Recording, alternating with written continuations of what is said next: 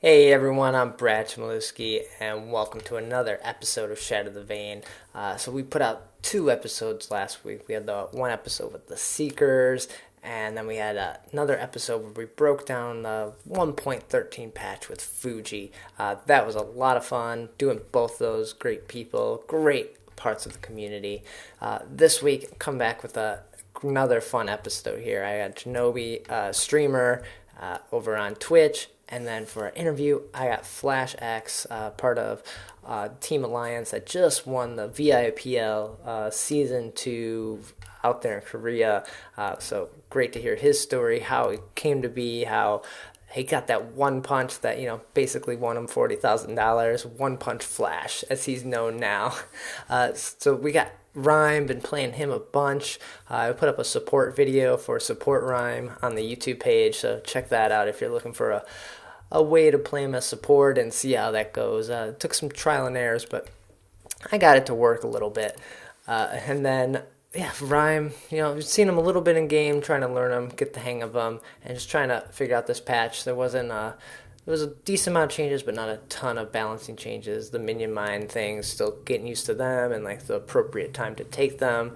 It's fun. Haven't been streaming that much. Been super busy with work and the podcasts and some other projects we're working on.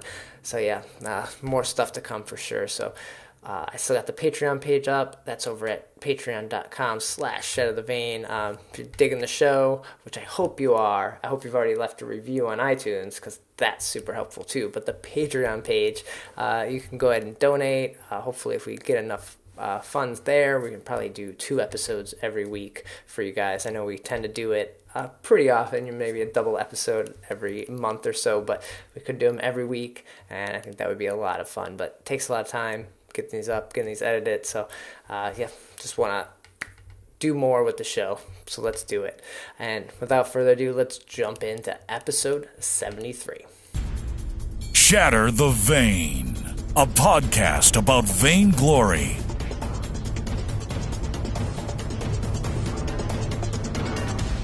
This is the 73rd episode of Shatter the Vain. My name is Brad Chmielewski, and this is a podcast all about vainglory. Every week, I try to break down the news, gameplay, game tips, and hopefully we can all become better players together. And on every episode, I'm bringing on people from the community, streamers, YouTubers, just awesome people that love vainglory. And this week, I have Jonobie joining me. Welcome. Thank you for having me. I appreciate being on the podcast. I actually listened to it, and it's awesome. Oh, thanks. Yeah, just, really great meeting or seeing you again because we met at TwitchCon, which was hysterical. It was kind of a surreal moment where we were just watching Dead Mouse and just going like, "Oh, is this really happening?" For me, anyways, it was kind of like, "Is this a thing?" Right. Is this really? It was awesome. In this basically private concert of Dead Mouse, it's like, oh, yeah, exactly. All right, this is great. But for people that don't know who you are or haven't seen your stream, please introduce yourself. Let them know what you're all about. I'm Jonobie87. I am a casual streamer or content provider. I basically play with the viewers out there, either casual matches or private matches. I want to show that vainglory is, besides being extremely competitive, it also can be fun. Like, it's just the bottom line. This is a video game, and I just want to have fun with people. And myself, I am not a high tier player. I just really enjoy this game, and I want to have fun with the viewers. Okay, and your streams are there's a lot of foul language, I would say. It seems like a lot of cursing. Yes, yeah. So normally, like I like to keep it as relaxed as possible. So yes, there is foul language. So if you are underage or younger, just be aware that there are a lot of F-bombs and just a lot of name calling. Like I said, we just want to have fun, and we just like to joke around and be obscene. Oh, that's awesome. Like I've popped in a few times. I'm like, whoa, all right. It's just like it's fun because it's like your stream and your vibe. It's not like you're trying to be anyone else, and so that's great when you can make it your own. No, yeah, and that's exactly what I want. Obviously, I don't go around in real life doing that. I just like having fun, like not going up to somebody and be like, "Yo, F you," like what Sure. are you doing? So it's more of just a lot of fun. Like I have as much fun as possible on my stream. Nice. And so are you only streaming Vainglory then? Is that pretty much the only game you stream? Yes, Vainglory is basically the number one game. If there is like maintenance or anything like that, and I can't play Vainglory, I will switch to something like I also enjoy third-person shooters a lot, like Uncharted or Tomb Raider. Okay. And yeah, so those are what I do when I don't play Vainglory. Okay, sure. And so what got you into this game? Like how'd you fall in love with it and decide like I'm gonna start streaming this regularly? Oh yeah, so in 2014 there was the Apple keynote where we saw Captain NATO presenting Vainglory. I didn't know anything about it. I don't really didn't beforehand. I didn't play a lot of MOBAs. Okay. The first MOBA I played was Dota for Warcraft 3, which was not even like a mini game. It wasn't even like an actual game. The original mod. Exactly, Okay. yes. So Defense of the Ancients, and I saw this keynote. I'm like, man, this game looks really, really cool, and I can't believe this is a mobile game. So let me go ahead and check it out. I didn't know that you could play this on an iPad because I already had an iPad. Okay. I waited for my iPhone 6 Plus because it took forever. So I waited until 3 months after I saw the keynote to actually play the game because I didn't know you could play on an iPad. So I was Okay. kind of angry at myself for that bit. That's Well, what got me into it. I saw him and I was like, man, I need to play this game. well, that you were probably better off because then at that point the NA launch happened. So otherwise you would have had to go through the loopholes of getting an SEA account and all that stuff. Yeah, exactly. So I kind of glad I waited, but it made me play on my phone. So and then from going from a smaller platform to a bigger screen, I was like, oh man, this is so much better for me personally. That's nice. And so you said you usually play like casual stuff. Are you playing like a lot of different characters, or like who do you like to play, or even what role do you find yourself playing the most? I find myself in my streams, I like to be a laner, but most for the most time, I do play Ringo. Right now, Kestrel is very strong, so I try to play Kestrel. But at the same time, if someone else wants to say, I want to try something new, I want to be a laner, I'll be like, okay, I'll be your support or I'll be jungle. So it really doesn't matter. And so I want people to come in and, like I said, not have that stress. If they want to try something new, go for it. It's a casual match. That's what casual matches are for. It's to practice something in a real time situation. Because in private matches, my personal feelings are you really can't train because it's really lopsided sometimes. Either you're way too strong or not strong enough. Yeah. And in casual matches, they do the algorithm for you. And so it makes it more balanced and equal that way. So bottom line, I play whatever. But for the most time, I do enjoy either support or lane, which are completely two opposite spectrums. But yeah. So playing this game, like your first MOBA, like we've talked off air and everything, like you love RPGs. Like how does this a MOBA game now like fall into that like realm of your like I guess gaming career? Like does it feel different? Is it like a totally unique experience? And it's just like It was definitely mind exploding because I was so used to turn-based games where it's just like, okay, I have a set amount of time to make a decision and then really plan it out. And this one is so all just like in the moment. You have to hurry up. You have to have good hand-eye coordination, especially with a tablet. You have to make sure you're tapping the right person, or you need to attack the ability at a certain time. So it was more of just like, man, I really got to get used to this. This is way more fast-paced than like a regular turn-based RPG. nice, yeah. I feel like you can't pause it. Like at least No, there's no pause button. And I'm just like, oh, I just really would like to pause and reflect on what I did. But no, this is like, all right, well, now you got to get back into it. You just got aced. Don't let it affect you and keep going. So, what's your favorite RPG or game outside of Vainglory? I know we talk a lot about Vainglory. It's a podcast about Vainglory, but like, I think people would love to know like sometimes other games people play, and if you do you have like a favorite, all-time Yes. favorite? ooh, all-time favorite. Okay, if we talk about RPG, I'm definitely gonna have to say Final Fantasy 10. Okay. A lot of people are gonna kill me because they love 7. Don't get me wrong, I love 7 a lot, but for some reason 10 was my absolute favorite. I played it when I was a kid for PlayStation 2. I just rebought it for PlayStation 4, so I'm going to replay that again. Nice. Okay. Probably won't stream that because I tend to get so focused in these games that I don't say anything.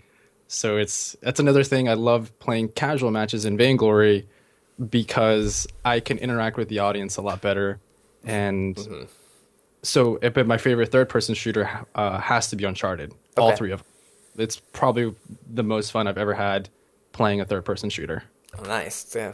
Was there? Could you see a character from maybe Final Fantasy, either any of them, kind of working in the Vainglory world, or someone or an ability you would like to see on some character? So I got very close to that with Celeste because Yuna is also a mage. So you kind of have that staff, kind of the abilities, and Okay. so I kind of got something like that. But I'd love to see like Titus in there. We also What's Titus's abilities? I know the name, but I don't know if I know what. he has just he's kind of a blade, kind of a swordsman kind of character. So it's almost like we have that in Blackfeather. And this is what I also love about Vainglory is that a lot of the characters reflect either animes that you've seen or like video games that you've played or Yeah. like so and this is completely different, but when I was younger, I used to play Street Fighter Third Strike in arcades, like competitively. Oh wow. So Okay. I would go to tournaments and stuff like that. So when I saw Tier 3 Ringo, a part of me almost cried because it kind of looked like Akuma. So Oh, okay. So I didn't even think about that. Okay. so I was just like, I can't believe Chainsaw is doing this. Like he's taking all these awesome characters and kind of playing with it and making it its own thing, but also like sets my memory bank to other things. So it was really cool. Yeah, I feel like that's makes a great game. It's like if I can feel like maybe the character is like something else I like, and I maybe will come to it if I didn't play before. I might be like, oh, he kind of looks like this guy I love. I'm gonna check this game out. It definitely gives you more of an emotional investment, is what I think, for each character, which gives you more investment in the game and so forth. It grows and you just continue playing it. Yeah, sure. Yeah, I know. I play it. I continue to play it probably too much, but it's a lot of fun. Me too. I think I did that for so when I wasn't playing Punch Club yesterday, I was playing Vainglory solo queue maybe for like 5 hours. Oh wow. Okay. Just straight. Like I didn't even realize my iPad was dying. I have 5% left in the middle of a match and I started freaking out because the notification came up saying 5% and I'm like, why are you doing this? I'm like in the middle of a team fight. Like my team's gonna kill me right now. Like whatever. You turn the brightness way down. It's like I can still kind of see it. I need to make it. Yeah. Well, that's awesome. Exciting. How can people find your stream? Where's it at? And what days do you stream? I stream on Twitch only, so twitch.tv/Jonobie87. Okay. Obviously 87 is for the year that I was born, and Jonobie, this was a joke, but I was actually on a bowling team when I was younger. This is completely for fun. I'm really terrible at bowling. So Okay. like really, really bad. But we were the Star Wars bowling team. All right. So my name is John, obviously, and then Obi-Wan Kenobi. So they were just like, how about Jonobie? I'm just like, you know what? That really sounds like a lot like a Shinobi, which I loved when I was younger. So it's a whole mess of things, my name. Oh, that's fun. Okay. Very cool. Well, check out the stream. I'll include a link in the show notes here. But let's jump into the news. Vainglory News.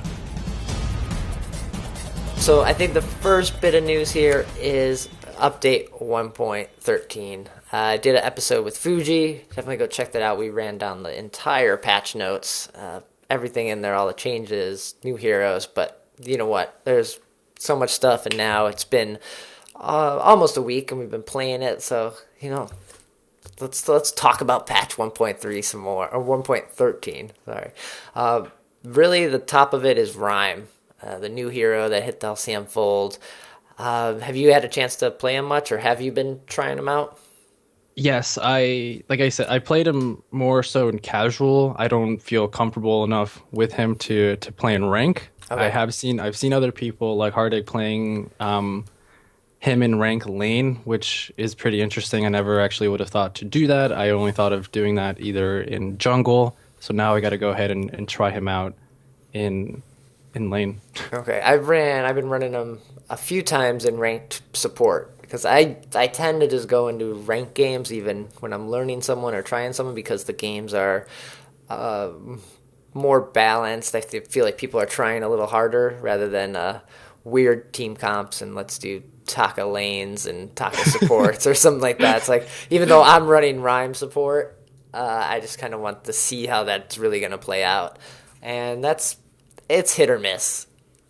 He's definitely not a support, but you can make it happen. I guess you can make anyone a support if you build items. Oh yeah, but I think him as a support with his ultimate Valkyrie is insane. Like I think it's you have the root ability which could go ahead and basically freeze anybody, not stun them, Right. but they can't move. And then if you combine that with Valkyrie, I feel like that's just a crazy amount of damage for a team fight. Yeah, so that's usually the combo trying to get off, but people like Taka or Sky just are tough for Rhyme. Like it's hard to predict where they're gonna end up and jump to. And it's like, oh my, your A ability is so slow. It's like people can just walk out of that. Yeah, exactly. It's one of those things where it just takes its time and it's just really hard to get that root ability off, like you said, because of the dodge from Taka. The movement speed from Sky is just insane. So it's something that you need to get used to. But I think he's only going to get stronger. I feel like he's going to be a really good character, either in lane or jungle. Okay. Do you feel like he has enough damage right now, or is he kind of underwhelming? It's more of the excitement of this 1.13 patch. Like I feel like he's getting kind of just there's better people than him right now. It's kind of the Oh same yeah. idea as Finn, where Finn is good, but there's better. Like Catherine and Arden are just more aggressive and better. I guess they do a better job. It's also being aggressive, and also the movement speed is huge. Like his attacks, like you said, take way too long to get where you need him to go. And if you have faster characters like Sky or Taka, it does cause an issue. And it's just, he's too slow. He's very strong, crystal damage wise. But he's just, in my opinion, he's just a little slow. Yeah, I was talking to a friend who he plays some MOBAs, a little bit of Vainglory every now and then, but the idea of a melee mage he was confused by, because you usually see like mages are, they want to stay in the back and do that damage from a distance. So Yeah, they're normally range characters. So I was actually pretty shocked when I saw him, and I feel like that made me want to play him more because I was just curious. Like I said, I haven't been able to play him as much in rank. I probably will today, actually. But, okay. yeah, I probably will. But he's, as of right now, the meta right now is just Kestrel, unfortunately. Sure, yeah. That's tough. So I think I'm sure it'll still happen like with Kestrel and Sky. It took people to really learn how to play the new characters, and then it kind of trickles down to everyone else and be like, oh yeah, they're really strong, and trust me, if you build these items, you can win games. So I'll be continuing to play a little Rhyme, try him out, and keep seeing what I can find, because those new characters become strong, and if you know them before everyone else does, I think it helps you when you go into rank Q and everything. Oh, yeah, definitely, because they don't just like, oh, what is he doing? Doesn't make any sense. And then at the end of the match, it's like, wow, that made that made so much more sense than I thought it would. So it is like the upper hand kind of thing if you do play around with items. Mm-hmm. Like right now, him with what I tried with Shattered Glass and Eve of Harvest and Tier 2 boots, and I was just like, I am doing an insane amount of damage right now. Nice. And then we had the 3 skins, the Glaive and the Scarf Tier 3 and that Winter War Catherine. Have you picked any of these up yet? Winter War Catherine. Okay, I yeah. have Glaive Tier 3. I have not. I still need to get Tier 2. And Scarf Tier 3 I am currently working on as well. But Winter War Catherine is beautiful in my absolute opinion. Mm-hmm. The glasses itself, the elegant white clothing, I feel like it's a different type of Catherine than we've seen in either Tier 2 or Tier 3. Just completely different. It feels like a more angelic type of Catherine rather than Stone Cold Killer, wife Yeah. killer kind of thing. Yeah, I picked this up too, and of course I gotta play this. But yeah, I think I will continue to play this skin over maybe tier 3, where she just looks evil and just like scary, I guess. Sometimes you do want that. Sometimes you want to have like that aggressive look to you, but some people are just like, I kind of want something different. So I'm kind of glad they went into more of a not so crazy looking. Maybe I'll bring the tier 3 back out for like the Halloween when the autumn season comes back, because that fits in with the that world of dark and evilness. Exactly, yeah, when it's jury out. And then the winter map, like she does look great on this winter map. Like she fits in there and just feels, I guess, appropriate for the winter season. I think all three of them do. I've definitely seen a tier three glaive already on my team and a scarf tier three. And with the winter map, I love how they were doing it at the end of the autumn season. They were doing the light snow, which accumulated to the winter map, which was brilliant. I loved it. I love this map actually. I almost forgot what the actual map looks like. It hasn't even been that long, and I'm just like, wow, this is just so cool. And I just love playing in the little snowmen that you see in your base by the Yeah. camp. So there's a lot of detail. There's probably a lot of Easter eggs that I have not found yet. Yeah, I guess the one thing I don't like about the map is the snow falling off the tree over by the shop. Your bottom two minions down there. The Yeah. snow falls and like my eye darts to it all the time. I'm thinking that there's someone there, or like it's like, wait, what was that? Like, is that a Kestrel or a Taka trying to stealth in here?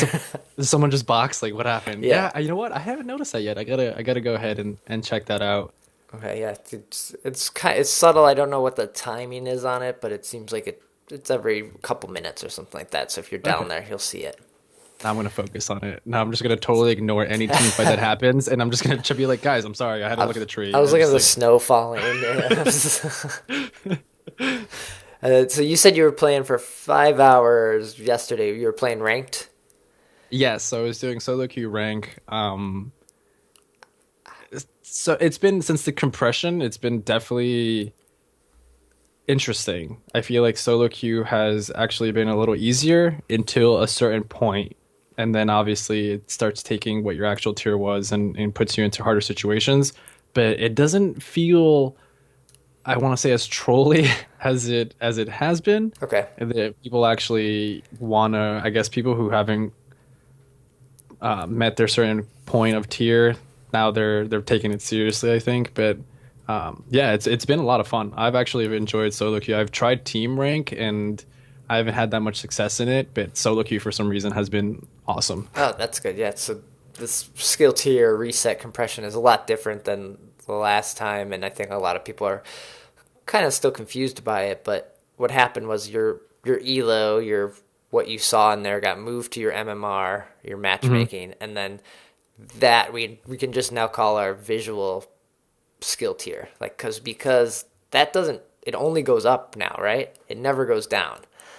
Until you hit your MMR, I feel like until it hits the skill tier that you were around in, that's when it starts going down. Okay. So a lot of players have been getting to POA and even Vainglory in like 1 to 2 days because they were at that point already. So it's like, so it made it a little bit, I wouldn't say easier, but it just made it a lot more steady and easier to. So once you get there, then you start to see the if you lose, you'll see it go down, right? Oh yeah, yeah, yeah. Because right now you're playing if you're just beginning or anything like that, or in decentish or something like that, or getting there.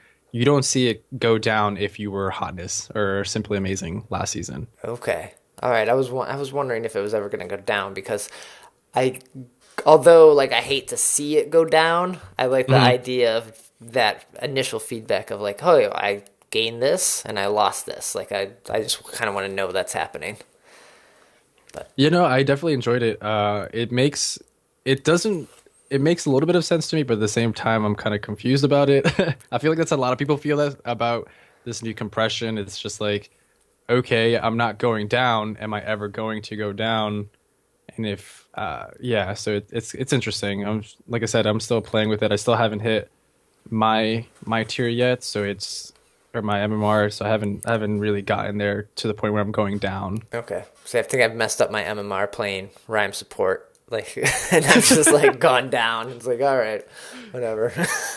It's like, it's we'll, okay. we'll get back up there at some point. But yeah, it seems like so many people have ranked up so quickly. I know Caldemeek is already Vanglorious. Druid was the first Vanglorious person in this patch, and that was like date one. So Yeah, Xenotech hit it last night. I was watching his stream, so he hit it last night with another. I forgot the other guy's name. I'm sorry, but yeah, Xenotech got it. So congratulations to him for hitting Vainglorious. He got it like I think in the last match before he was about to close out his stream. oh, nice. Okay. For that part. So I'm just like, oh, I'm glad I was here to go ahead and see that happen. Okay, yeah. I wonder if the Super Evil wanted people to be able to get it so fast because they said like, oh, maybe like mid-season you should get there, and I think that's probably for the casual people. But Cole and Xenotech, who like this is kind of their job, like they should be able to hit it very quickly, and they did, I guess.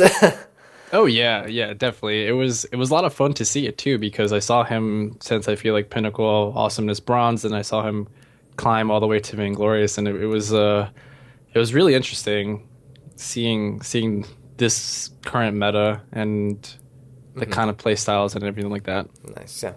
So keep working on getting that skill tier out. Keep playing those games, and hopefully this seems like it's a better option than last time, and maybe this will be the way it works from here on out. But I'm sure they'll tweak it and figure out exactly how it should be.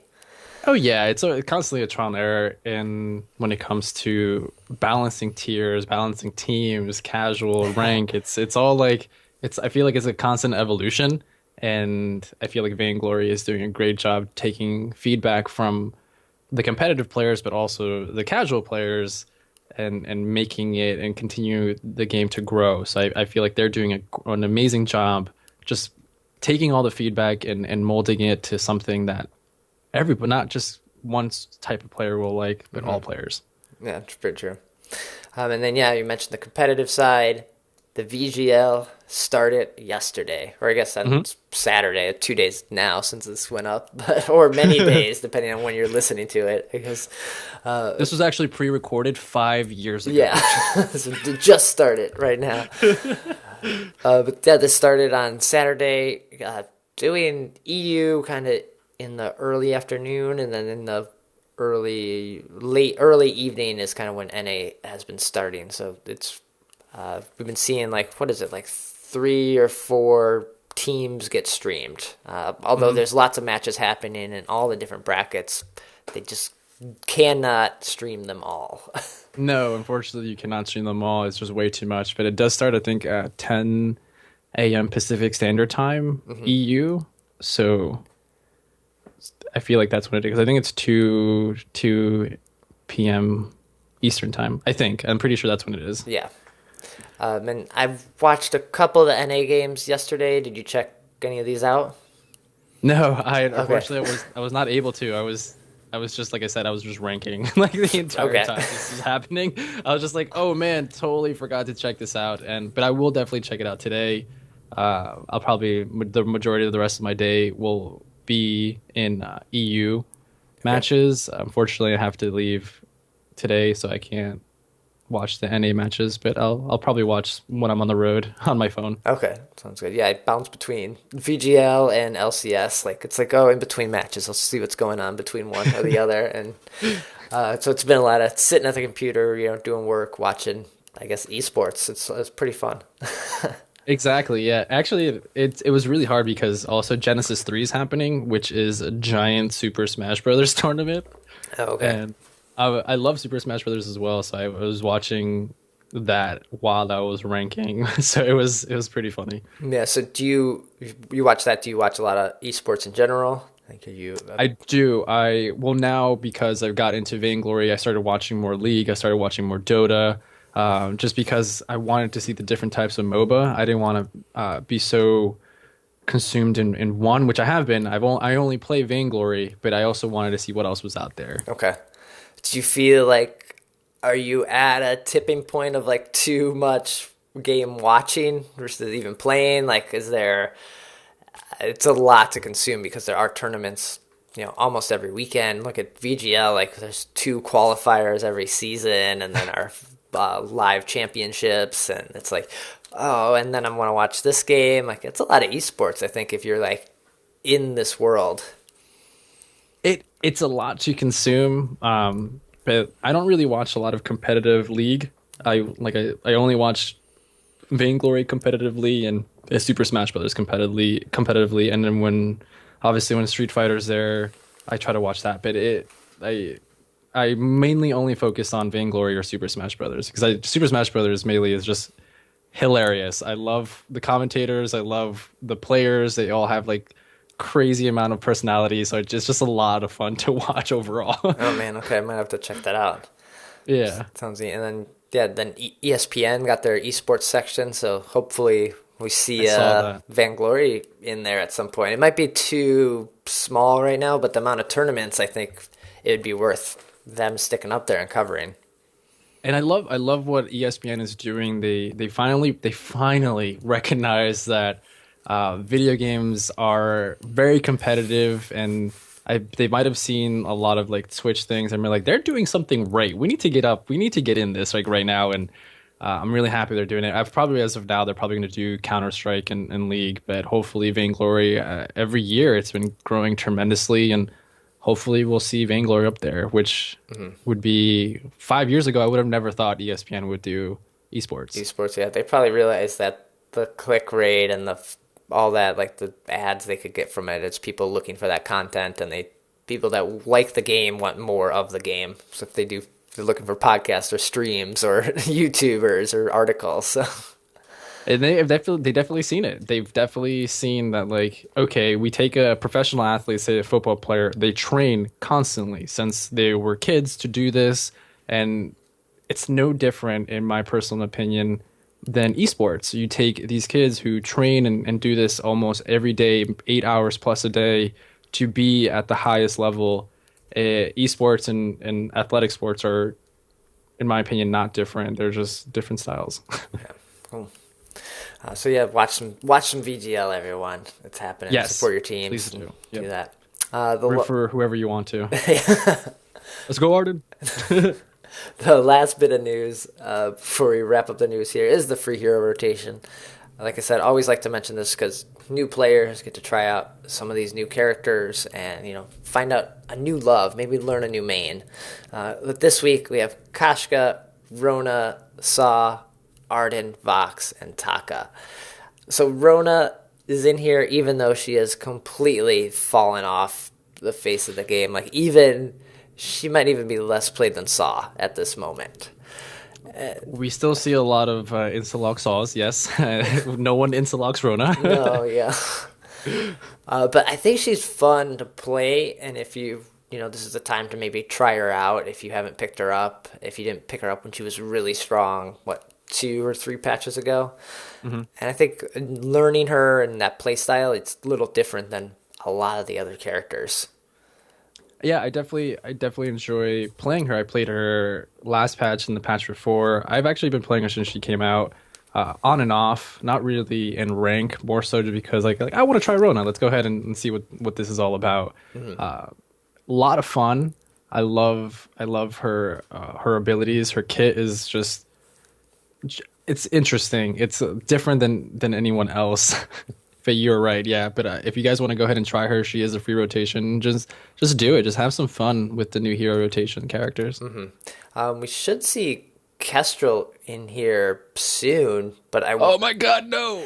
Yeah, I wonder if Super Evil might wait until she gets patched in 1.14, because putting her in the free hero rotation might just explode. Yeah, we might see too much of her. Even if I don't know if you can see more of her. I don't want to see more of her. Like, don't get me wrong, I like playing Kestrel. Kestrel is extremely strong right now. It's just like insane. You just go double Sorrow Blade and Tyrant's Monocle. Even if you need to go there, she's crazy. Mm-hmm. She's insane right now. So yeah, keep an eye on the free hero rotation. She might be in there soon. Changes on Tuesdays, so should have another one coming up here in a couple days. But I think the strongest character in this hero rotation is Vox. Okay. I think Vox is an amazing laner now, especially in this patch. We've definitely seen a lot more Voxes than we have been seeing recently. Yeah. Which is exciting because I love Vox. I love his DJ style, and his skins are awesome as well. Yeah, and he's almost never been not strong. Like he's Exactly. he's No, yeah, he's just that one character who's never gonna fall off. yeah, him and Ringo, they're like the safe bet. Like if you know those two characters, like you got lane covered, no problem. Mm-hmm. So yeah, learn Vox and give Rona a try. Like show her some love. Exactly. Yeah. Please. So that's all the news. There was no stream on Friday, so there's no like information about 1.14 yet. Although it's probably coming soon because we need some balance changes that maybe didn't make it into 1.13. So we might see that sooner than we think. But yeah, so all the news, and now I have an interview with Flash. Many of you saw his performance in the VIPL, so we're going to cut to that or record it, and then we're going to come back for some form static. Now for an interview. All right, everyone. Welcome to a special interview here with FlashX. Thanks for joining me. You're welcome. Nice to meet you. So people that don't know who you are or haven't even been under a rock or something lately, you want to care to introduce yourself and just let them know a little bit about you? Yeah, so my name's FlashX. I'm the Rome player for Ardent Alliance. On January 10th, we competed in the finals of the Vainglory International Premier League, where we defeated Invincible Armada 2-1. Oh, nice. You've got this like on lock now. You know exactly how to introduce yourself. Yeah. So that's awesome. Like, so I guess we'll get to there, but I kind of want to know like a little bit before all this happened, and like first off, like what got you into Vainglory? Like, how were you playing other MOBAs? Like, did this just happen to like come across your plate? Yeah, so I grew up playing Dota. I think even in middle school was when I first started playing Dota, when it was just a custom game in Warcraft 3. Quite a few years go by, going to college, and then they released Dota 2. Okay. Absolutely loved it. Played it for about 2 years. Well, the first year was just casually, but then I also started to get very good at it, formed a team, started to be extremely competitive, obviously couldn't break through to the pro scene. Then in September 2014, I saw the Apple keynote where they highlighted Vainglory for the very first time. Okay. I thought it looked amazing. Like a MOBA coming to touchscreen devices seemed absolutely incredible to me. I knew that I wanted to download it, so as soon as they released it, it was available only in the SCA region. Right. So I made Apple ID in that region, downloaded it, even just fought through the lag and played it. Absolutely loved it, and I've been playing it ever since. Right. So you've always had this, I guess, goal to be a competitive gamer, I guess, or just kind of like, you're just good at this type of game, and it just kind of naturally happens. Whenever it hasn't always been MOBAs. Like I've played my fair share of first-person shooters too, like Call of Duty especially, and a little bit of Battlefield. Whenever I like really latch on to a game, I'm not the type of person who rotates through a bunch of different games. That's just the only game that I play, and Okay. I play it a ton. So I feel like I have a pretty good knack at getting good at games because if you put a lot of time into anything, you're just bound to naturally become good at it. So it's something that I've just put a lot of time into Vainglory, but in addition to having the MOBA experience background, I think that has helped me be a really strong player as well. Nice. So yeah, you've been playing it for a while now, since like you said, the launch, and you've seen like all these guilds and this competitive side just explode. Like, has it been fun to be like with this game since the beginning, like since ground zero, and like you are helping shape it? Yeah. I mean, it really is incredible. I know, like, we lived with Gangstar Sirius over in Korea. We were talking about how 6 months ago, getting first place in the Vainglory League, North American, whatever, Right. was $100, and like I remember when tournaments were just for ice. Like Right. Yeah. here's 1,000 ice if you get first place. So it is incredible to see. Now we're playing for tens of thousands of dollars. And hopefully it just continues to grow.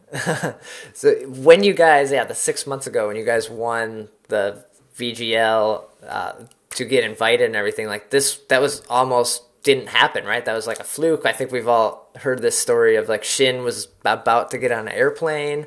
Yeah, so I think it was the round of 16. So like it was starting to get extremely, extremely competitive. Teams were a lot more prepared and ready to play. Yeah. We couldn't find Joseph. I Love Joseph was our jungle, the starter in the jungle at that point in time. He ended up having a medical emergency and didn't have his phone on him. He couldn't make us aware of that. So I get on the phone and I'm like panicking, trying to find Shin. I can't find him. Finally, I get a text. He's like, "I'm at the airport right now." I was like, "We need you to play." Because I don't think we could have pulled off a 2v3 in the round of 16. Like, if we're talking round of 128 or round of 64, like, maybe, okay. So he was literally in line to board a plane, playing on the airport Wi-Fi. Had it gone to a game 3, like, had we lost either the first or the second game, he would have been in the air, and he wouldn't have played, and we probably would have lost and not advanced. Wouldn't have gone to Korea. So did you guys take that into account when you were picking those team comps? Like, we need to pick team comps that are going to win as fast as possible. Absolutely. We're like, okay, we're going early game comps. We're going to just end this quick. Don't get over aggressive, like, because you still don't want to just start diving turrets. Like, oh my god, we got to end this right now. So it's still just do what we normally do, play smart. But be aggressive, and luckily we were able to do that, so it was pretty close. That's nice. So then that helped you move forward, and then you ended up getting first place there and got invited to the VIPL. How did you expect to see? What was your thought going into that? Did you even imagine I'm going to go to Korea for 4 or 5 months here and live there and just right? So when we won the Vainglory League qualifier that got us to Korea, I didn't even know that was part of first place. Okay. I don't know where I was and how I missed that, but shortly soon after, I start getting messages like, "Get your passport ready. Make sure you have your passport." I was like, why? Like, you're going to VIPL out of Korea. I was like, what? Yeah. So it was pretty crazy. Luckily, I already had my passport, so it wasn't an issue there. I really couldn't believe it. Called my parents. They're like, they really didn't know the extent of how competitive I was with Vainglory. It was actually semifinals. I was like, "Hey, Mom, Dad, I'm competing in this for $5,000. You guys can watch at this link." Yeah. And they're like, "What are you talking about?" I was like, "I can't talk now. Just watch." So they watched our semifinal and final games. Saw us win, and then I had to call them later that evening. I was like, so I'm going to Korea now too. They were like, "What?" Because I graduated from college. I had a full-time job working in sales at that point in time. Okay. They're like, "How long are you going to Korea for?" I was like, 6 weeks. They're like, "Well, what are you going to do about your job?" So I quit my job and went to Korea. Right. I guess it's a weird thing to think. Like, the game is so new, and it's like, oh, you're going to Korea. Your life has to I guess shut down now, or you have to change. I guess this is my life now. I have to. Yeah, I mean, there was definitely a point in time where I had to decide. It's definitely what I wanted to do. Yeah. I mean, but there's definitely something to be said about loving what you do. I absolutely love playing Vainglory. Hopefully we see it develop as an esport the same way that League of Legends has, and make it a legitimate career as well. Mm-hmm. So now we're in Korea. We're over there now. I Love Joseph wasn't able to go, and Shin took that spot. He's felt like he probably, I haven't really talked to him, or maybe I'll try to get him on another interview here, but he seemed like he loves the streaming. He loves doing that, and for him to give that up too must have been hard. Yeah, so that was another issue. Like when I actually flew to meet Joseph's parents because he's very young, to tell them like I will be his guardian in Korea. Like you guys can trust me. They were on board with it. He would have been able to go. Unfortunately, the school system where he lives is very, very strict in their absence policy, and he had already missed quite a few days from the medical emergency that Shin filled in the first place. So finally figured out that okay, Joseph can't go, I was like, Shin, we really need you to come. But I mean, Shin has always been a huge streamer. That is his passion. He absolutely loves streaming. He joined the team in the first place explicitly saying, I want to be a sub. I can't commit to the hours of practice that are really required to be an extremely successful player. And he really didn't like the stress of it either. So when I first posed the idea to him, he was very hesitant, not only for like his personal happiness, but he also would have that would also mean that he's leaving Yuma, his girlfriend, for 6 weeks, right. which like that's a long time to be separated from your significant other as well. Luckily, he finally agreed. But going to Korea, we'd never played together, so our expectations were not very high. I remember thinking and saying, let's just win one game in the group stage. I don't want to go home completely shut out. But we put a ton of time into practicing in Korea, and then luckily it paid off. Yeah. So how many hours were you guys practicing? So you shared a room or a living space with Gangstars, right? Yeah, so it was pretty much a house. It was like a 2-story house. It was actually Ardent, so me, Shin, and Mixi on the bottom floor, plus Cole Demeek and Gabe Vizel. And on the top floor, it was actually Team Infamous from SEA, plus Iraqi. So typical schedule was 9 a.m. to 1 p.m. is ranked queue. It's just good to practice different comps when you're already at a deficit, because if people are just continually running meta or a variation of the meta, it's good practice because you're always playing at a disadvantage if you're using a weaker comp. And then 3 p.m. until 7 p.m. we would typically scrim with Gangstars and scrim with Infamous a little bit too. Okay. And So pretty much 8 hours a day. Later those evenings, we would stream also, which would be solo queue. Sometimes we'd just goof around and play with each other also. So that was definitely the most Vainglory I had ever played in my life. right. Like it's gotta be tough. Like you gotta really be committed. You have that goal, so it's not, you can't get like burnt out on it. You have a yeah. Like I remember that the first couple of days where we started, I hated it. I was like, there's no way I'm going to be able to keep up this work ethic for 6 weeks. But you legitimately build up stamina and tolerance for just sitting at your iPad and tapping the screen for that duration of time. And by the end of it, it really didn't even faze me. And I'm sure Gangstars, they were there to support you guys and just let you know how it worked and get acquainted to, I guess, Korea lifestyle as well. That was huge. I mean, they really were essential in our experience in Korea, because they had already been there twice. They knew where everything was.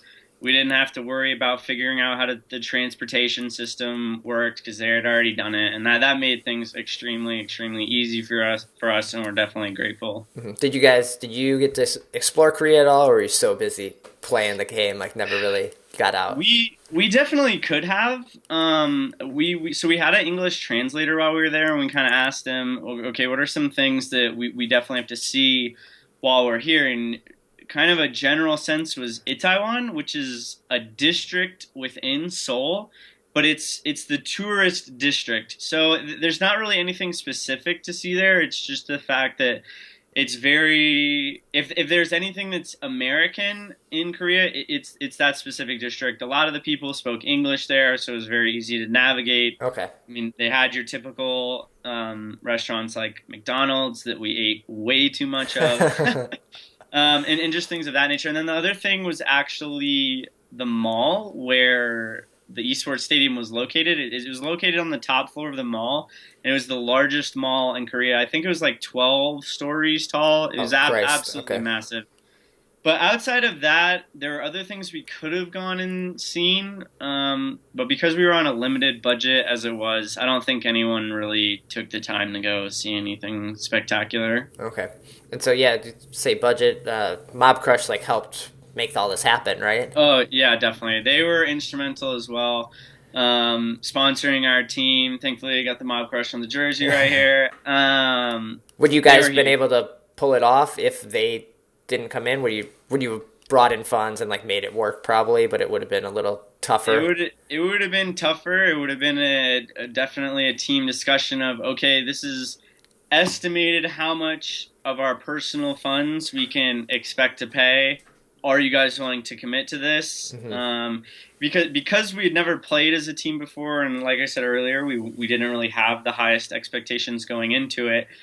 Um, because we actually it took us a while to get sponsored by Mob Crush. Were already backing Gangstars, and they Okay. weren't really sure if they were going to venture outside of that. Very fortunately, they did, and hopefully we made it worth their while. But Sure. I mean, there was a point in time where I was seriously debating: do I make this trip because it could end up costing me a lot of money, and I could come back With nothing, with, yeah. with nothing and less money than what I went there with. But at the same time, like going to Korea, that's probably an experience that I never would have had in my life, and I think that that is worth a ton as well. So I'm definitely glad that I did it. Nice. So yeah, so then the plane and you guys made it through the group stages, and then that third or to face Gangstars there in the semifinals. That had to have been like playing your, I guess, rivals, but also friends and roommates at the Yeah. same time. Like that had to have been just incredibly stressful, and I know they probably, I'm sure, felt the same way. Yeah.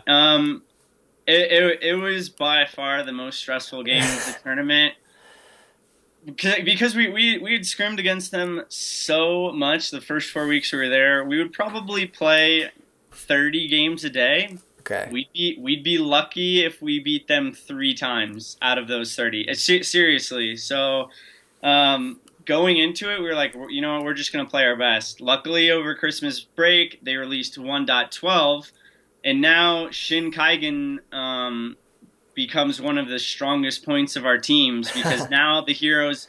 Not only is he most comfortable on, but he's best on mechanics, and they're the strongest in the meta. Everything aligned perfectly for us to really perform well as a team, and that's just lucky. But we're definitely glad that it happened. Yeah, you see that in other MOBAs and games. Like one patch really affects a team. Like maybe the team doesn't adapt to it, or maybe another team becomes just really understands it and knows what needs to happen better. And so Yeah. that's why I think all these patches are always important as well, because it changes the game a lot more than people think. Oh, yeah, absolutely. And you really do have to put in the time to mastering the patch every single time it updates. So after you guys beat them, was it tough going back to the house then? It was hard. It was hard. Luckily, like we'd had discussions leading up to that point. They were like, okay, no matter what happens, the second the game's over, we're gonna go back to scrimming because we hadn't scrimmaged at all on 1.12. It had only been on 1.11. Okay. Well, they were like, as soon as this game's over, we're gonna go back to scrimmaging to increase the likelihood that one of us gets first and one of us gets third, which is Yeah. ultimately what ended up happening. We went right back into scrimmaging because practicing draft, I think, is something that a lot of other teams don't understand how different draft is than playing ranked queue. A lot of teams are like, yeah, we're going to practice. Let's go play ranked. Yeah. But chances are you're not going to get the heroes that you're playing in ranked in a draft game. They're either going to be banned away from you or picked away from you because there's just always a certain group of heroes that are stronger than the others. And if that's all you're practicing in ranked, it's going to really hurt you in draft. So Right. that was a huge advantage. I mean, I said before they had announced the matchups for the semifinals, I was like, okay, if one of us faces Invincible Armada and one of us faces the winner of the wild card round, we're gonna finish first and we're gonna finish first and second, no matter what. It would have been in all NA finals because Yeah. we would have been practicing draft for 10 days leading up to the finals, and that's just something that I think is really hard for other guilds to make the time and get everyone on the same page to practice. Well, So yeah, it would have been a huge advantage well, for yeah, us. because it takes, you need 6 people in the private match, and you Yep. got the extra time of the draft mode that it without a timer or a countdown, it can increase like an extra, Oh, 15 minutes sometimes. oh, for sure. Hopefully, if we ever see it get added to game or in game in general, we get like a timer or a countdown. Because yeah. I'm sure there will be. So then the final game went down, and like, did you guys go in it with? You were scrimming with gangsters, so you had like a plan. You knew Yeah. Kestrel was gonna definitely be a pick at some point, or be contested, like you said, like banned away, knowing what Invincible Armada saw Shin do in the. Oh yeah, definitely. We kind of said, okay, Shin played Kestrel all 3 games against Gangstars. That's what Invincible Armada is going to ban. Luckily, that assumption was correct. I think it was without a doubt the smartest play Invincible Armada could have done. Yeah. Um, I definitely kind of control a lot of the drafting for Alliance. Shin and Mixi are essential in helping me come up with that. But pretty much what I do is I say, okay, this is the worst case scenario for every draft outcome that is in the meta. I mean, people can always choose weird picks that just are not meta. But any deviation from that, and we'll be fine. And going into it, our biggest concerns were one, Kestrel ban, because that's Shin's strongest hero and she's incredibly strong. Two, we had heard that Druid had been playing a lot of Blackfeather and CP Jewel. A Okay. lot of people right now have not really seen the potential of CP Jewel. I really think we will probably see her make a comeback this VGL. That's fun to So, play. Yeah. yeah, she's a lot of fun to play, and I think that some of her buffs went unnoticed. Like her ult cooldown, which was always her limiting factor, CP Jewel got reduced. So I'm not really sure. I've seen it in ranked queue a little bit, but I think we'll start seeing it more in competitive play too. So those were kind of the two off picks that we were preparing for. Luckily, game one, Druid sticks with his Celeste comfort pick. He plays Celeste incredibly well. Yeah. But unfortunately, Celeste is not a hero that can really engage on us, and we just knew that we had the better late game comp in the Sky and Blackfeather in game one, so we kind of forced a fight at Kraken because they just were continuing to turtle at their turret. And then once we had them in the open space, I mean, we took the fight and then ended the game. So Yeah, so you mentioned the late game. Like, I felt like watching you guys play all your games, like, you guys play for that late game more often than Yep. than other teams that are trying to maybe win the game as quickly as they can. Like, you guys are okay farming, and like, let's get our momentum and get the pace of this game going in our direction. Yeah, for whatever reason, our weakness is our early game. We're not very good at early game. We give up a lot of kills and objectives that we probably shouldn't. I'm not sure why. I watch a lot of our own videos, and I'm like, what are we doing here that always gets us behind? But yeah, I mean, even since back to October of 2015 when we won the VGL qualifier. That was our strategy. I think we played the single longest game in competitive Vainglory history against Vaughn. Yeah. Where I think we turtled the base for like 12 minutes. That was a long game. But that's just always been our style. We're very coordinated as a team in team fights, and I think that shines a lot more late game than it does in early game. So you're making the draft calls. Are you also the invoice leader, or is everyone kind of making some of those calls? The way that I prefer Miko, Mixi, and either Shin or Joseph to do it is they just feed me information like, okay, this is what we're seeing on the map, and then I kind of make the decisions. I think that that's really important for any MOBA or any esport to have one dedicated shot caller, because if two people are saying two different things, you're just never going to be as coordinated as a team as possible. Okay. And your teammates just have to trust what the shot caller is saying in every given situation. I make bad calls, but that's also how you learn. I mean, in game one against Gangstars, where they got the Kraken steal, I shouldn't have called to do Kraken. We were starting to win all of the team fights. There was really no reason for us to try and force it there. Mixie didn't have his double infusions anymore, and it ended up costing us the game, even though we were making a late game comeback. But it's situations like that when you make a wrong call. You have to make wrong calls in order to learn how to make the right calls in later games in the future. So luckily, they're very patient. I mean, especially when we started out with Shin, when we first started playing with Joseph for the first time, just whoever the players are, you're always going to play differently, and you have to make the wrong calls in order to figure out what the right calls are, and your teammates just have to be patient with getting through that process. So that the early game that you guys kind of, I guess, give up a little bit. Like, I know you don't get a lot of scout traps, and you prioritize like maybe getting that first item before. And do you feel like maybe that has an effect? Because I am someone that probably buys like too many scout traps, and vision is important, but you kind of are like, well, let's get an item so we can win the fight that maybe they think that they're gonna win. Like, if they get in a comfort, like, oh, we keep winning these fights, but now I have the item, and we're gonna win. It's definitely different. You don't see my style of roam out of many other players, if any at all. Okay.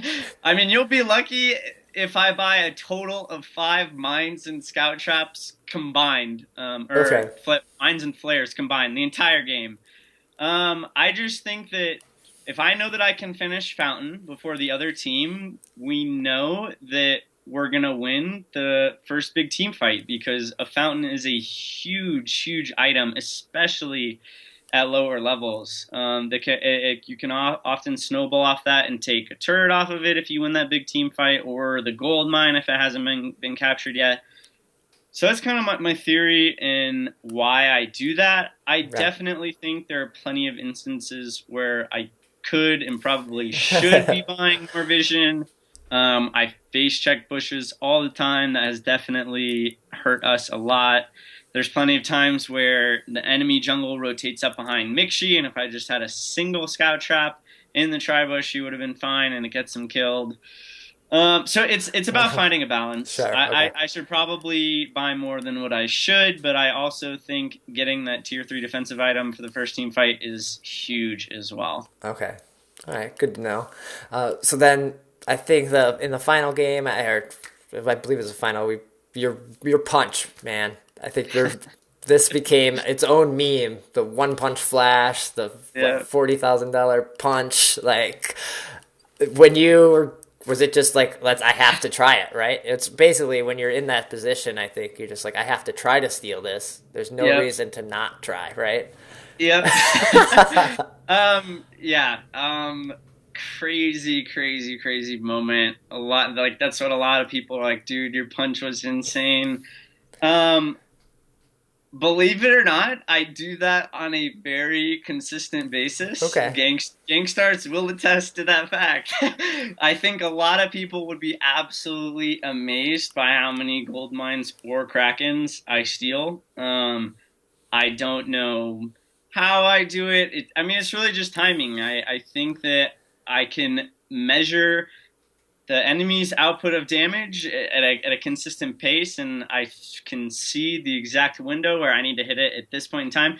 There's plenty of other times where I've done that and it's gotten me killed. That it's kind of a high risk, high reward type situation. I think if someone else was a jungler or a laner, I would say don't do it. Like, you guys shouldn't do it, because if a jungler or a laner dies trying to get the steal, then your team's in trouble, because they're going to push a lot. Right. The roam, I don't think, does a ton to prevent a Kraken push. I mean, you're essentially just poking the Kraken very slowly. Trying to zone the other team off. Yeah, exactly. And I don't think that the cooldowns were so long at that point in time where me going in and dying there would have been devastating. They definitely would have pushed 2, maybe 3 turrets off it. I don't think that they would have ended the game at that point in time, but obviously the gold swing that they would have gotten off that would have been pretty big. It was a risk. Luckily, it paid off, and I'm glad that it went that way. Nice. So were you guys confident going into the game 3 with Shin on Kestrel that, like, all right, we have a pretty Oh yeah, good chance of winning this. we definitely were. I mean, we were expecting an Arden Blackfeather Vox or an Arden Kestrel Sky, and I mean that's what they ended up doing. They ended up it was a mirror match, which was great because that's when you know, okay, whatever team wins this is the more skilled team, and it Yeah. doesn't really come down to they got lucky and they picked the better comp in this given situation. Shin and I are very comfortable being aggressive in the jungle, and the CS kind of showed from that. We struggled a little bit off the first rotation because I think Druid rotated and Mixi did not, and so we lost the very first engagement. But Okay. after that, I think we were in their jungle for the rest of the game, and Shin got like 4 times the CS wine by the end of it. That's awesome. I think that was a great series to watch. If anyone still hasn't checked it out, even though if you know the outcome, it's still worth watching. So then you guys won. Like Shin jumped out of his seat. Like you guys seemed like just, I guess, super excited. Like of course you just won first place. Like is it kind of surreal at that moment when it happened? It was. I mean, honestly, it's still surreal. Especially like we went into the tournament just wanting to win one game in the group stage. Yeah. We did practice scrimmages against Gangstars the first 4 weeks we went there went terribly. We thought, okay, we're just playing for third place at this point. But we stayed confident. We were really good at staying positive even when we do go down. And we're always motivating each other to make sure we're not giving up. We're playing until the end of the game no matter what. Even if we drop the first game in the series, we still have our heads up. We're like, we can do this, guys. And I think that really paid off. Nice. Yeah. It was great to see you guys, and rooting for you when I could watch the game. I usually watch the VODs because the hours were kind of rough, so it's very fun. I did notice, and I know Doma Furious asked me to ask this, but man, it's super cold in Korea, and you're rocking the shorts like all the time. Like Shin's up there in like a long sleeve shirt. Yeah. Yeah, so that kind of just like became the thing. I did it one day, got a lot of attention for it, so I was like, I'll keep doing it. Okay. No, I'm just kidding. So I'm from Colorado. It is incredibly cold here all the time. I think the biggest difference between Colorado and Korea is Colorado's cold, plus there's a lot of wind. That's really what bothers me. If it's cold, and dark, like if it's cloudy or it's nighttime, that's when I get legitimately cold, and I'm like, okay, I wish I would have worn pants at this point in time.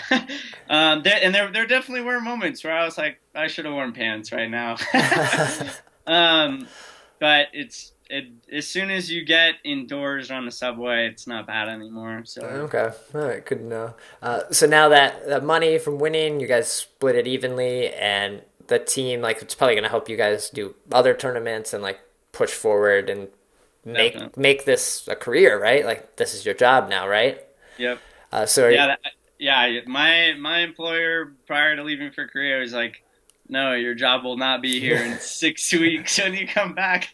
So I was like, okay, I'll have to think about it. And then I thought about it and made the decision that I'm committed to Vainglory. I really think it can become a massively popular esport, just like League of Legends is, and hopefully we'll be there very soon. nice. So are you continuing your practice 8 hours? Probably, maybe not as extreme right now, but Right. It is very hard, and I think that this is an advantage that traveling teams have over the local Korean teams. It is hard to practice that much when you're at home. You have other responsibilities that you have to take care of. You can't ignore everything else the entire day right. to practice. Whereas when we were in Korea, it's just play, eat, sleep. I mean, we were very capable of walking 10 minutes to go get some food and then go right back to the house. But we didn't have to worry about anything else. Anything that like really did have to take care of on a personal level, we either did it before we left or we had people back home helping us out a bunch. Mm-hmm. I mean, I know I have a dog that I was gone from 6 weeks, and luckily my aunt and uncle's family very gratefully watched her while I was gone. So there's just other things when you're home that you have to take care of that makes that much practice very, very challenging, which is also why you see in popular esports organizations who take the game very seriously. They all have gaming houses, Yeah. so that they're put in an environment that fosters success, because that's all they're doing is concentrating on their job. And hopefully Vainglory will also get to that point as well, where players are living together and just practicing to that extent to really be successful as teams. So now with Alliance, like Shin's going kind of back to streaming, and you guys getting I Love Joseph back in there in the Yep. jungle and kind of going back to what it was before. Yep, that's the plan. Shin's passion is still streaming. I don't want to stop him from his passion. If we ever have to travel again and Joseph can't travel, then Shin said he would be there for us. So Okay. I know live finals are coming up in about 2-3 months, something like that. And if Joseph can't travel to that, Shin will come. And I know that because we won VIPL, I think that means we're being invited back for the nice. next Okay. one. So Shin might return as well to that. But we want him. We're very grateful that he was able to come in the first place. We want him to enjoy what it is that he enjoys doing, and hopefully that will enable him to take some time away from that to help us enjoy what we enjoy Yeah. doing, which is being competitive. So Nice. So right now, I guess the sights are on the VGL qualifier, first qualifier, which started on Saturday and happening Yep. today as well. started yesterday. Games weren't too bad. Unfortunately, the other team we played could only find 2 of their 5-man roster to play, so we actually played that's rough. 3v2, unfortunately.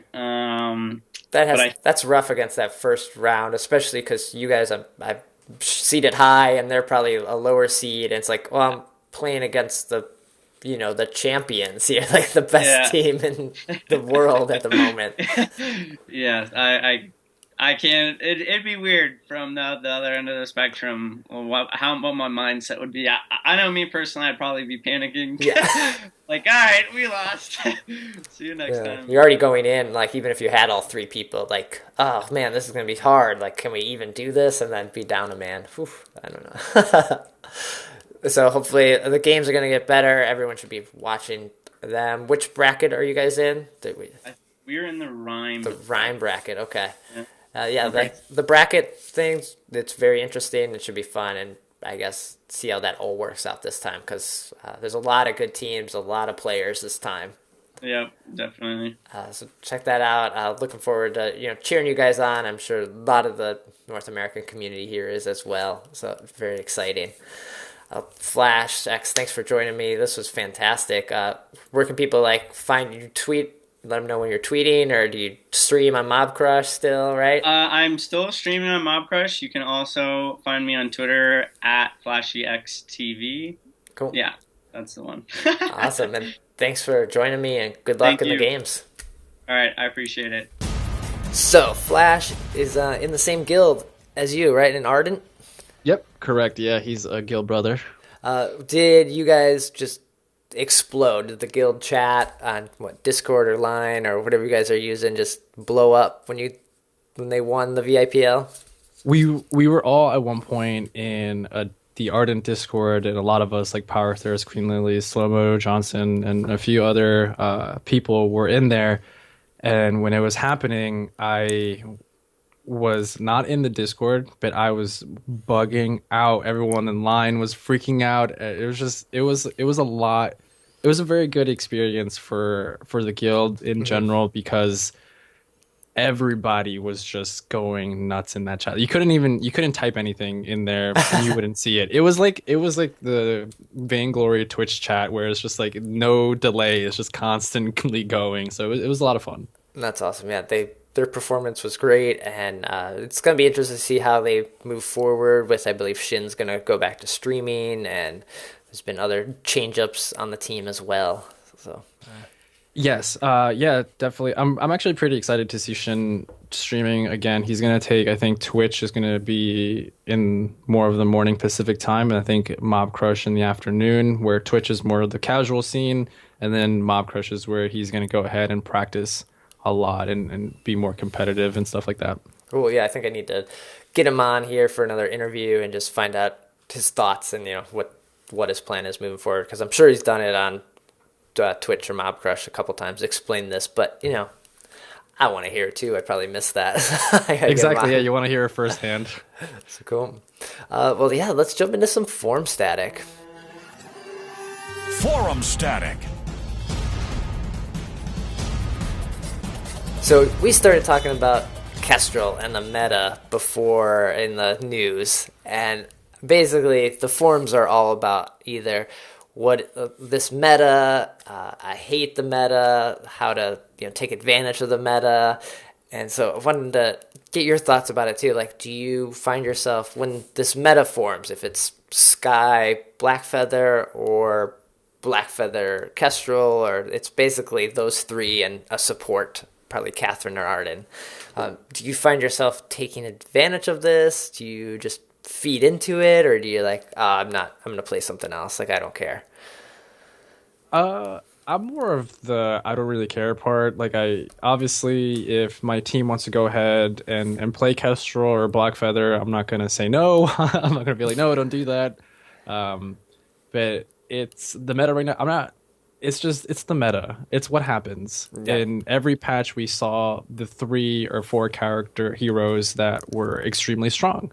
So of course you take advantage of that, especially in rank. It's just how MOBAs are played.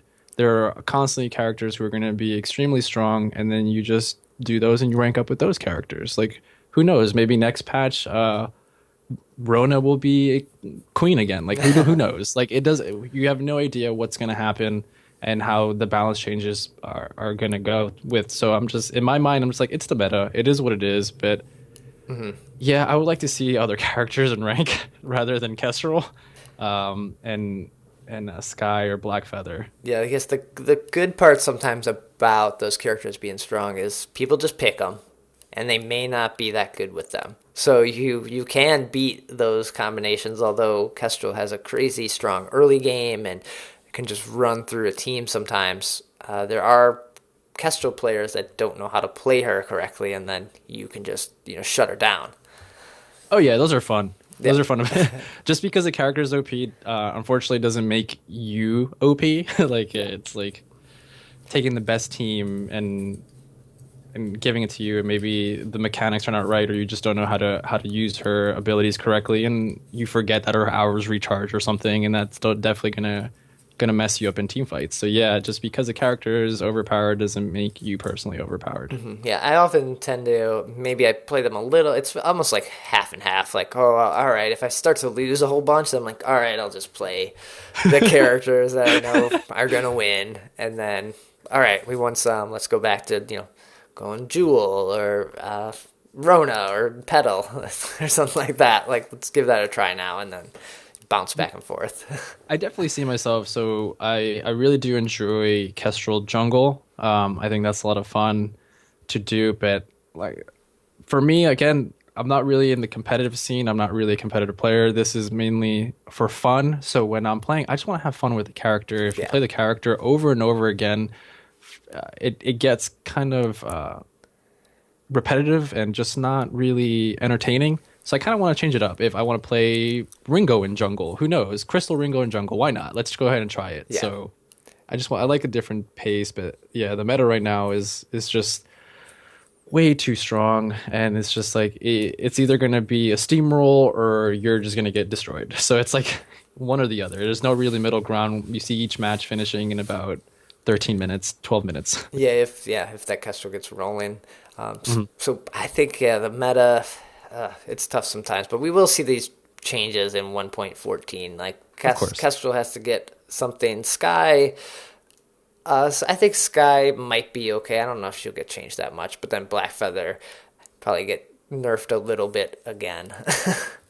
Yeah, no, I completely agree that Sky is... I think Sky, out of all the characters that we talked about, Sky is the one that is most balanced. Especially after this patch, I've seen her not be as strong as she was last patch, which is great to see. And there's another thing that I really enjoyed. Catherine has actually been coming back as a support more so than anything else because of that Kestrel. You just dive, you use your B ability, you dive right in front of her, and you body blocking essentially. So it's a great somewhat counter to Kestrel if you want to go ahead and try Catherine. And being able to stun Sky or Blackfeather so Hmm. they can't catch the team, like that's always important too.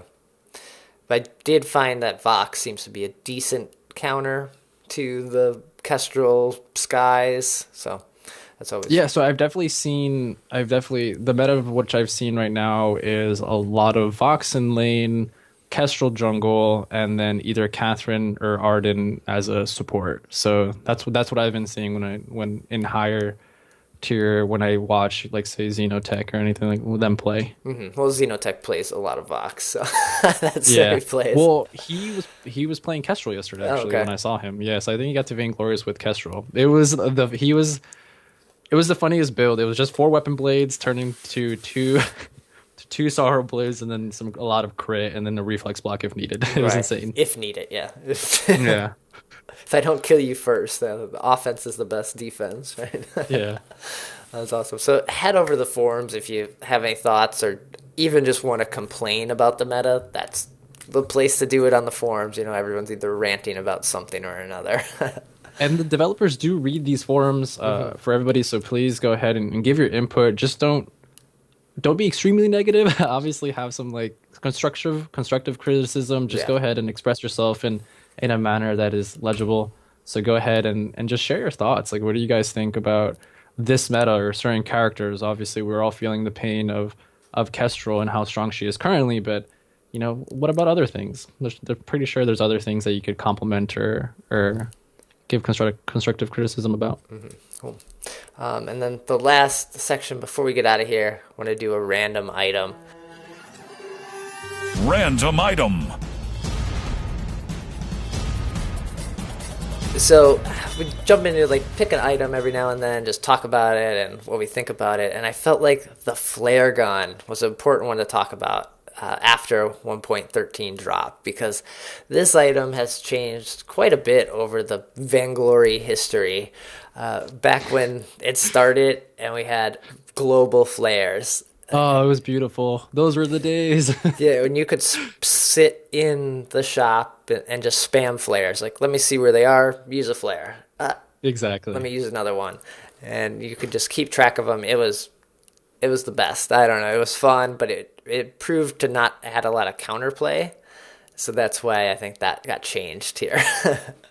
Oh no, I'm happy it got changed. When it was globally active, it was like, okay, let's see if they're taking Kraken. We're at the shop right now. Flare, it's like, oh, they're taking Kraken. Now we could go ahead and try and take it, or the other team will stop taking Kraken because of it. I love what they changed with it, where it's like a directional active, so you just have to choose where you want it and see where it's there. And yeah, I also love that you can see scout traps and that it's permanent. I think that's absolutely amazing. Right, so yes, flares now, they reveal an area for 5 seconds, and scout traps within that area are permanently revealed. So yeah, being able to know that there's a scout trap there it's great, and you can always like leave that scout trap up because the enemies don't necessarily know that you saw that. They may have seen that the flare went there, because they get like the little dot on the mini map, or if they're in the area they can kind of see where it is because you also get like a range on it now of the area that the flare can see. Yeah, it actually shows you how much of it has been seen. So it gives you like a nice little circle. And for everybody who's in lane, please pick one up. Like it just like if you constantly keep thinking, why do I keep getting ganked, is because there's no vision. So get flares, and so you can go ahead and see if the team is there. Flares are very, very important. Whether you're support, laner, or like just even the jungler, go ahead and just carry at least one or anything like that. I feel like since the flares do reveal these scout traps now, and that was changed in 1.12, like I almost feel like the flares are even more valuable than the scout traps now. Just like having that vision in places is nice because of the scout traps, but being able to check bushes along range and see those scout traps and reveal them, and negate maybe $100 or 100 gold that the other team might have spent trying to like get vision for themselves. What makes it a lot like makes it entertaining to see where can I hide these where they won't probably look? So it adds a next level to a game. Like, let me outsmart the person. It's like, okay, here's most likely where they're gonna flare this.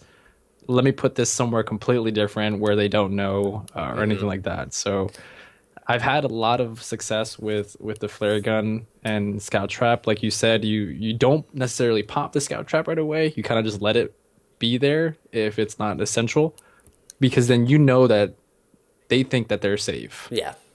So it's a fun little mind game.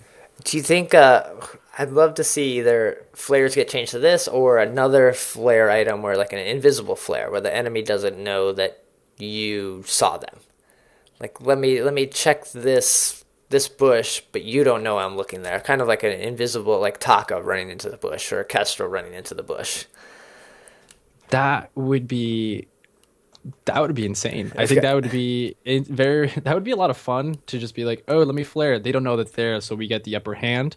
That could potentially work. It might either cost more or be a completely different item. I don't know if they'll actually change anything, but that would be fun. Yeah, That would be interesting. A stealth flare or something. Maybe it's 100 gold, and it's a consumable as well, but be able to, like, jump them. Especially useful maybe if you're all waiting up in the lane bush, like how it always happens where both teams just happen to be on each side waiting for that gank. And if Exactly. you could invisible flare them and be like, okay, they're there. We're going to go farm our jungle and let them just sit there. Exactly. Like, they'll continue to sit there and we'll just go back. And then the laner knows, be like, okay, let me go ahead and stand behind the 50-yard line. I don't know. I call that the 50-yard line. Sure, But yeah, so I stand behind there, try not to get ganked, because they don't know that you know that they're. I don't know. It'll be interesting. Maybe they will just change it to the flare gun. Who knows? But it would be fun. So yeah, flare gun, pick them up. Pick up flares. They also reveal Takas and Kestrels that are invisible, so that's always nice too. Yes, yeah. Please go ahead, especially if your support has contraption. If there is a Taka on the other side, I think the flares from contraption are very, very helpful to go, especially if you're going against a Taka. Sure. Well, that does it for episode 73. Jonobie, thanks for joining me. This was fantastic. I appreciate it. Thank you so much for inviting me. This has been a lot of fun. Yeah. Again, where can people find you? And Twitter, Twitch, all that good stuff? I am on twitch.tv/Jonobie87. On Twitter, the same thing, .com/Jonobie87. I have Instagram. I really don't use that, so I'm not going to say that. But Twitter is mainly where you could go see what I'm doing or who I'm retweeting or anything like that. So go ahead and follow me there. And on Twitch, if you want to just see a barbarian curse a whole lot and just have a lot of fun on Twitch. And then you usually announce on Twitter when you go live, like when stream's about to start and what region you're playing into, right? Yeah, exactly. I also so this is something I didn't mention, but obviously I speak fluent Spanish, so I could go ahead and play in the South American community and definitely just have fun there. So si entienden español, por favor, ven en el Twitch y pueden jugar conmigo. All right, nice. With the VGL going to South America, I'm sure we're going to see a lot more South American players and that scene just grow. So I'm really excited. Yeah, that'll be fun. Great. And then Shatter the Vain is on Twitter, @Shatter the Vain. Website, shatterthevain.com. All the episodes get posted there. iTunes, Stitcher, YouTube, SoundCloud, all the different ways to listen and watch the show is there.